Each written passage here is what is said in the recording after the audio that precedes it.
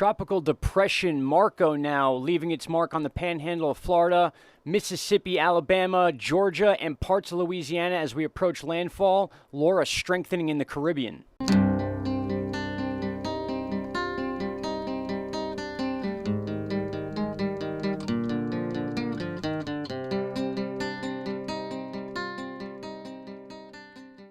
Welcome back, my friends. August 24th, 2025, 12 p.m. And my, oh my, has it been a long day, especially in the Northeast. If you could see up here really quick, a little bit off topic, although it is weather, we've had some significant storms here in Northeast Pennsylvania and took up just a little bit of my time today. But here we are for the 5 o'clock National Hurricane Center update. And as of right now, a lot of people are claiming that we lucked out with Marco, and I believe we did. Marco did take a bit of a hook to the north last night, a little bit after they forecasted it to make that hard left hook. We still see it coming to the north, and we see a lot of these water bands, everybody, peeling off into Florida and Georgia and Alabama right now. Even though the center part of the storm is just to the west of the coast of Louisiana, we're still waiting for the official landfall, but by the time it does, I believe it will be a depression. It's still technically a tropical storm right now at 40 miles per hour sustained winds, more than likely going to drop down to that tropical depression stage, and we'll see this symbol right here change to a circle with an X through it. So we will know that is a depression, or I'm sorry, just a circle. The X through it will be the remnants of Marco, which we should be expecting soon. And now, because Marco has not left its footprint that we all thought it would, we are now focusing our attention to Laura, and rightfully so, because Laura has the potential to become a very strong hurricane. As you can see here, the model intensity guidance chart has this peaking at a possible Category 4 storm. Places like the Weather Channel and those news outlets are talking about it being at least a Cat 2 once it crosses the threshold of Cuba. As you can see here, Laura has stayed to the south of this undercut of Cuba here. We hit this part, and all projected spaghetti plots had this going directly over the center of Cuba, and now they have all shifted down to the south, and we can see now that Laura is just hitting that last island before the end tip of Cuba, and once it emerges on the other side, if it's not a hurricane already, we can assure that this thing will be a hurricane in no time. Here are the current spaghetti plots, which puts Laura right in the entrance of the Gulf within the next 24 hours, and I honestly believe even before that we may see this reach a Category 1 storm if it does not reach Category 1 strength, even before passing this western end of Cuba. It is absolutely possible. The water here is super warm, and again, the National Hurricane Center is expecting at least a Category 2, and as of right now, the popular point of interest as far as a landfall is that western edge of Louisiana.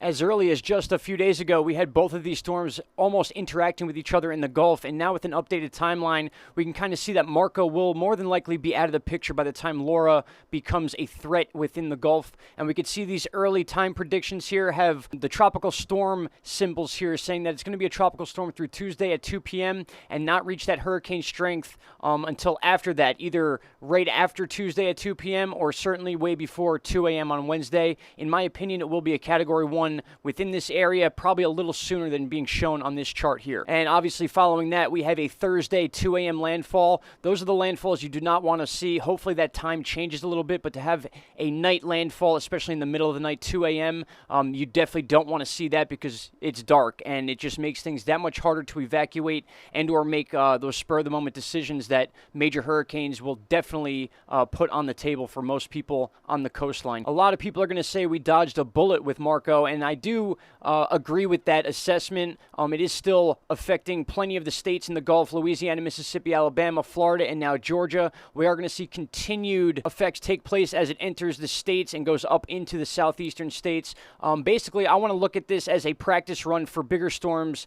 For example, Laura and some of the other storms that we may have to be preparing for in the very near future as we are entering peak hurricane season. So if anything, it got people on their toes, kind of a plan on how to deal with the virus, as well as some sort of storm or a hurricane like this or any sort of natural disaster we may be dealing with. So if anything, it was a good practice run, and I'm glad that people did take this seriously. All right, my friends, we are updated on our time frame with Laura. We are updated with our spaghetti plots with Laura, and we are currently watching the most recent radar updates on both of these storms, Marco and Laura. Laura now becoming the focus of the newsreels because of the possibility of it becoming a major hurricane, which I do in fact believe is very possible possible at least a Category 2, minimal shear wind, not like Marco dealt with. Marco is still dealing with some of that shear wind, which is why this storm seems to be peeling off to the east when it's projected to actually hook into the west. So it's a little bit of an illusion going on here, but nonetheless, Marco took that shot north instead of hooking into Louisiana like we thought it would.